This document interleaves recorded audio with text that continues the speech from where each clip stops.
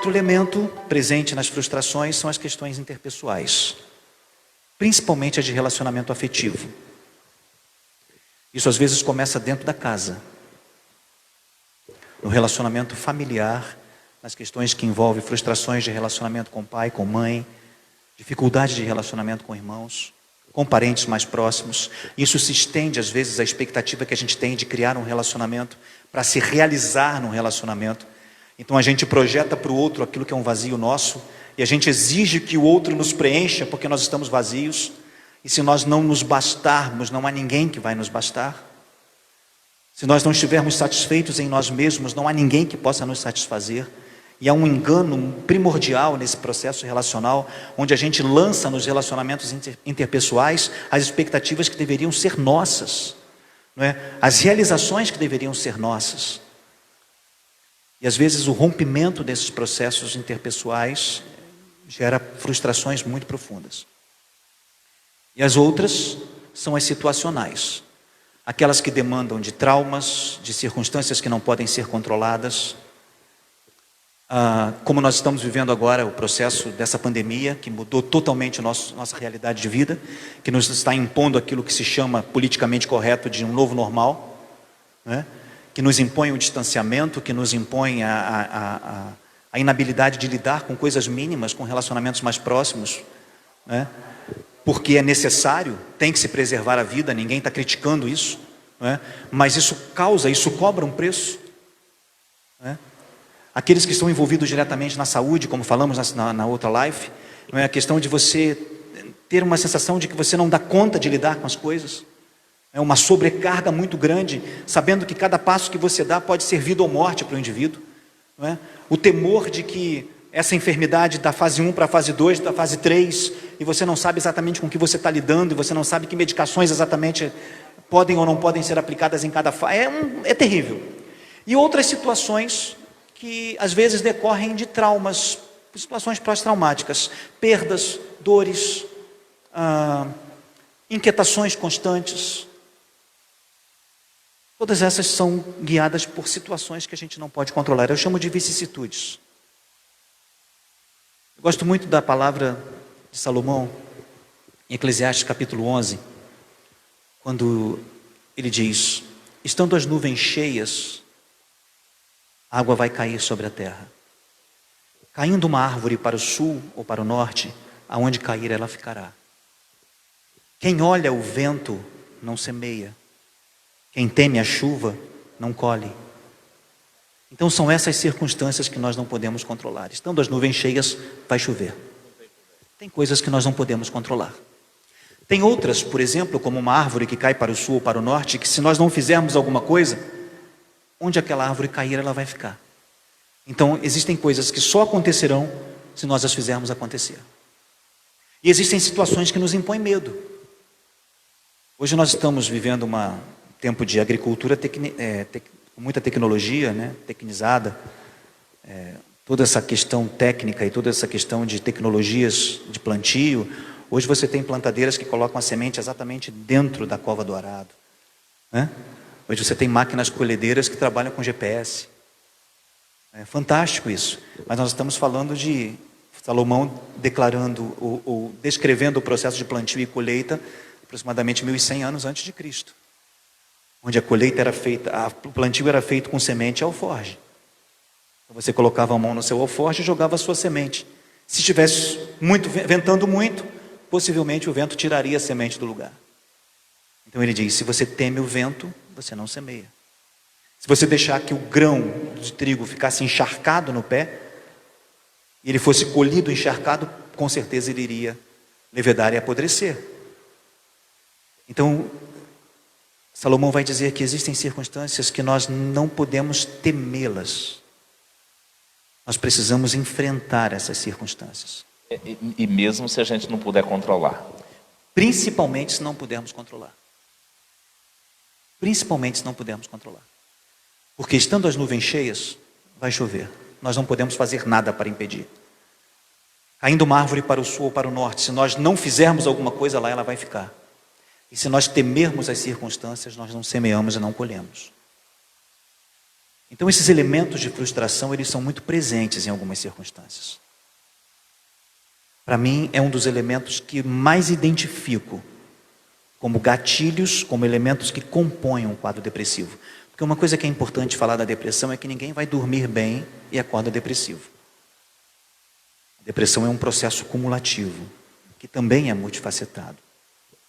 E uma das facetas que conduz a esse processo, que eu identifico nos processos terapêuticos, é a frustração. Tanto quanto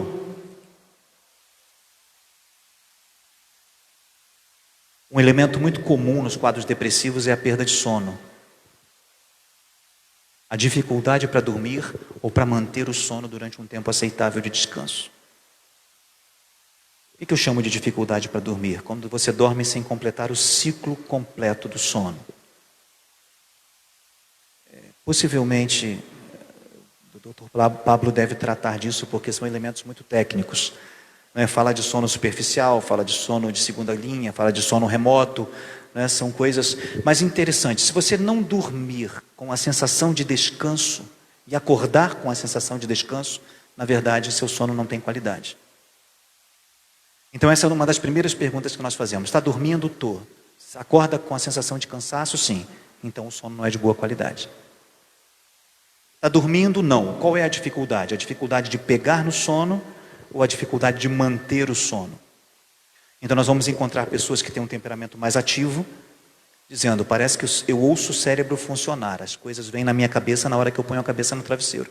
Eu não consigo parar de pensar. E tem pessoas que dizem, não, eu durmo um primeiro sono, mas vai chegando um determinado momento da noite, da madrugada, que eu não consigo mais permanecer dormindo. E se eu acordo, eu não durmo mais. O que acontece?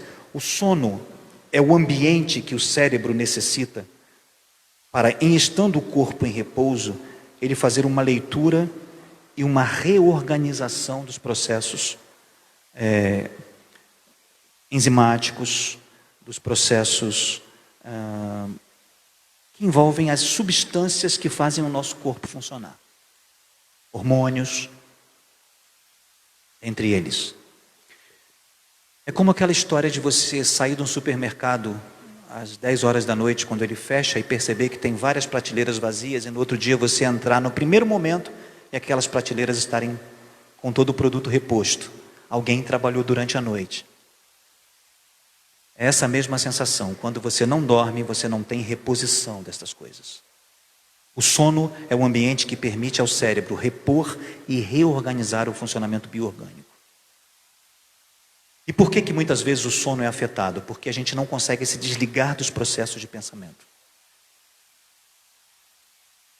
Isso está diretamente ligado a um outro fator que a gente observa, que é o que nós chamamos de pensamentos fixos e pensamentos ruminantes. O que é um pensamento fixo? É quando você não consegue se livrar de um pensamento. Na verdade, a maioria de nós sente e pensa que pensa. Mas na verdade nós estamos sentindo. Por exemplo, quando nós chegamos em um determinado ambiente, nós temos uma dificuldade com autoestima, a gente tem a sensação que a conversa mudou porque nós chegamos no ambiente. A gente vai dizer assim, não, vocês mudaram a conversa porque eu cheguei.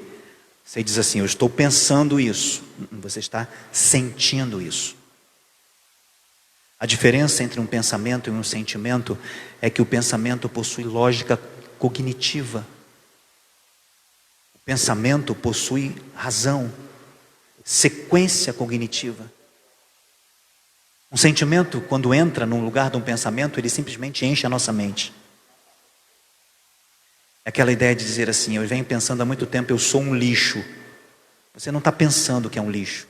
Você se sente um lixo.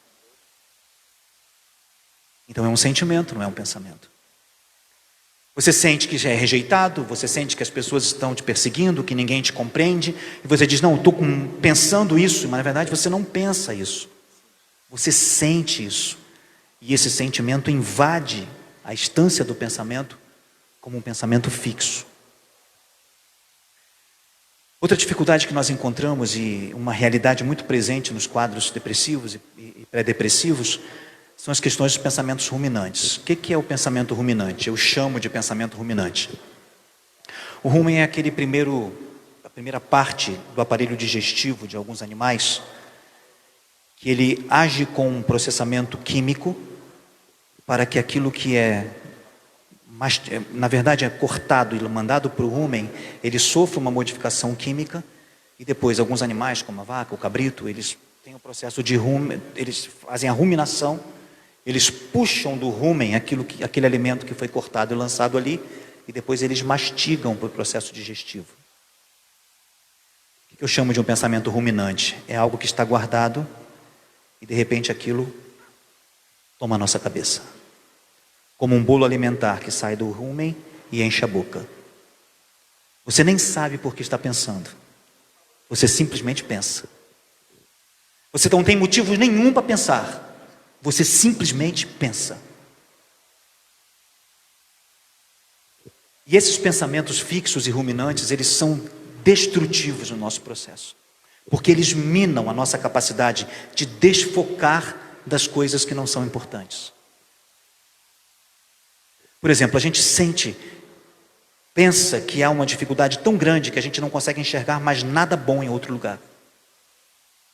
É como se mais nada prestasse. Como se você não encontrasse fora daquele pensamento, ou não conseguindo se livrar daquele pensamento, uma sensação de bem-estar em qualquer outra coisa.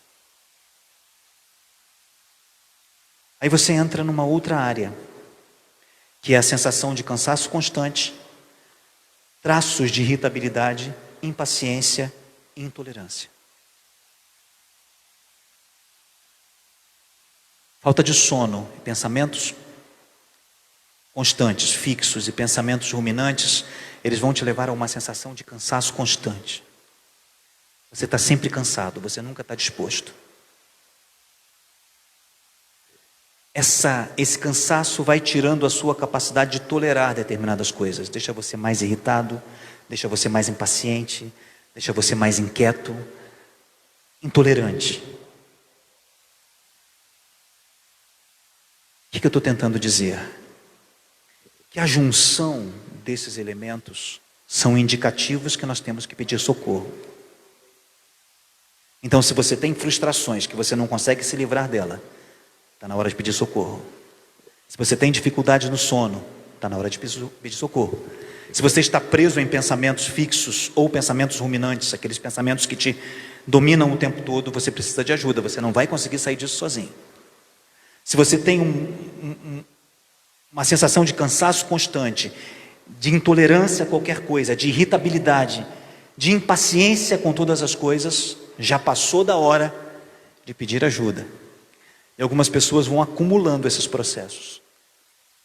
Alguns apresentam 4 ou 5 deles. Eu trouxe 7 hoje. Temos ainda outros. Por exemplo, uma sensação de vazio e de tristeza constantes. Quando você sente que a sua vida está vazia, quando você sente que há uma tristeza que não tem causa. Você não sabe por que está triste, você simplesmente está triste. Não tem ânimo. Eu costumo dizer que os dias ficam cinza. Quando os dias ficam cinza, quando você não vê mais cor, esse cinza que eu digo é melancólico, né? É aquela coisa melancólica, onde você não vê alegria, onde você não vê prazer, onde você não vê ânimo, tudo fica sem graça, opaco, sem brilho. Quando isso acontecer com você, está na hora de pedir ajuda. Isso indica que você já tem alguns passos para dentro de um processo que pode te conduzir à depressão. Outro traço muito comum nos quadros de depressão e pré-depressão são os quadros que se associam aos transtornos de ansiedade. Nós não estamos falando da ansiedade comum, da ansiedade normal, aquela coisa de tipo assim, vou viajar amanhã e já estou ansioso. Não é disso que nós estamos falando. Como é que vai ser? Eu quero comprar passagem antes. Essa ansiedade ela é uma ansiedade normal. Saudável. Até saudável em alguns momentos. Nós estamos falando de transtorno de ansiedade. É quando o seu organismo reage a determinadas situações, ordens do seu cérebro, como se você estivesse numa situação de extremo perigo, e algumas taxas hormonais elas aumentam, algumas enzimas são lançadas na corrente sanguínea, e você tem aquela sensação que alguma coisa muito terrível está acontecendo, e não está acontecendo absolutamente nada.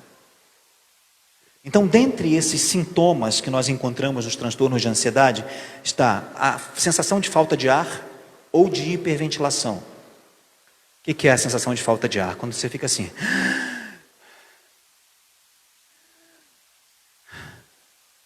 Ou a hiperventilação, quando a respiração fica curtinha.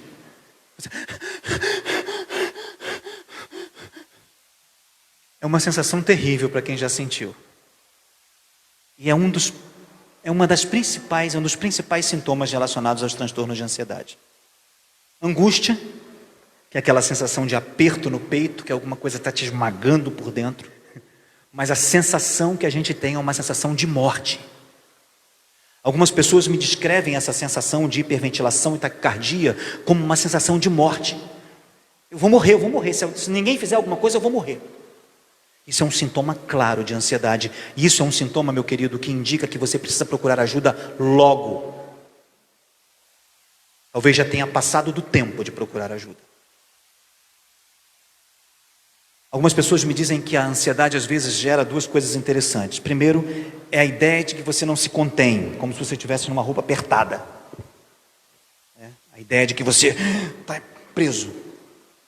E alguns me descrevem esse processo de ansiedade com uma vontade enorme de sair correndo.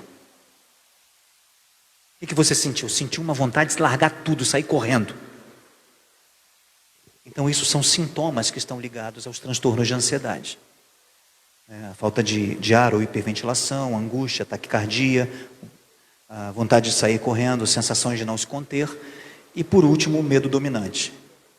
É aquele medo que não tem porquê. Aconteceu alguma coisa? Não, mas eu estou com medo. Pastor Evandro, e deve ser bastante complicado viver dessa forma, né? Temendo tudo o tempo todo, com ansiedade. Deve ser bastante complicado. Pastor Marquinhos, isso é o que leva ao outro ponto. Algumas pessoas em quadro pré-depressivo, depressivos, e por que você está falando de depressão numa live sobre suicídio? É porque a depressão é o gatilho para isso. É um dos principais gatilhos. Transtornos psíquicos, emocionais são os principais gatilhos. Eu quero reforçar isso. Essa sensação de conviver com a ansiedade, ela é tão angustiante, pastor, que algumas pessoas elas pensam em morrer para não dar trabalho. Isso era uma coisa que vinha à minha mente constantemente. Se eu pular aqui e o trem me passar por cima, eu não vou dar trabalho para ninguém. Eu não vou envergonhar a minha igreja, eu não vou envergonhar a minha esposa, eu não vou envergonhar meus pais, eu não vou dar trabalho para eles ficando doente. Então essa é uma sensação muito forte. A ideia de se eu morrer, tudo vai passar. Está resolvido. Isso é uma grande mentira. Porque a morte não é fuga plausível para nenhuma situação. Eu costumo dizer a algumas pessoas que entram no meu escritório, que temos a oportunidade de conversar mais amplamente, que o suicídio é o único assunto em que todas as religiões que existem coincidem. Há muita discordância entre os processos religiosos e filosóficos, mas o suicídio é comum a todos eles. Se você se assentar com um indivíduo que é muçulmano, ele vai te dizer que o suicídio não é boa coisa. Porque o castigo para o suicídio são milênios, 1000 anos, no mármore do fogo do inferno. Para a visão muçulmana, quem se suicida vai para o mármore do fogo do inferno. Você perguntar a um espírita kardecista, ele vai dizer que você vai para um lugar de tormento, onde você não consegue se achar e nem evoluir. Se você perguntar para um budista, ele vai dizer que você involui, possivelmente você vai vir em outra encarnação como um ser que não é humano. Talvez como um inseto, talvez como um bicho rastejante. Essa vai ser a mesma resposta de um hinduísta, de um shintoísta. Então assim, Dentro da realidade cristã, nós sabemos que se você diz que tem o Senhor da vida, como você pode desistir de viver, tendo dentro de você a razão de toda a vida, que é Jesus? Não é? Então assim, como que eu posso dizer a mim mesmo, não quero viver mais, se a vida vive em mim? Jesus diz, eu sou o caminho, a verdade e a vida. Há um momento em que os fariseus estão discutindo algumas coisas junto com os discípulos. Jesus diz uma coisa interessante em João capítulo 5, ele diz assim, vocês examinam as Escrituras, julgando ter nelas a vida eterna, quando elas testificam de mim, e vocês não querem vir a mim para ter vida. Então essa questão da vida é muito interessante. Acredito que a realidade cristã entende que se nós temos a vida em nós, não há como resolver a nossa situação tirando a nossa própria vida.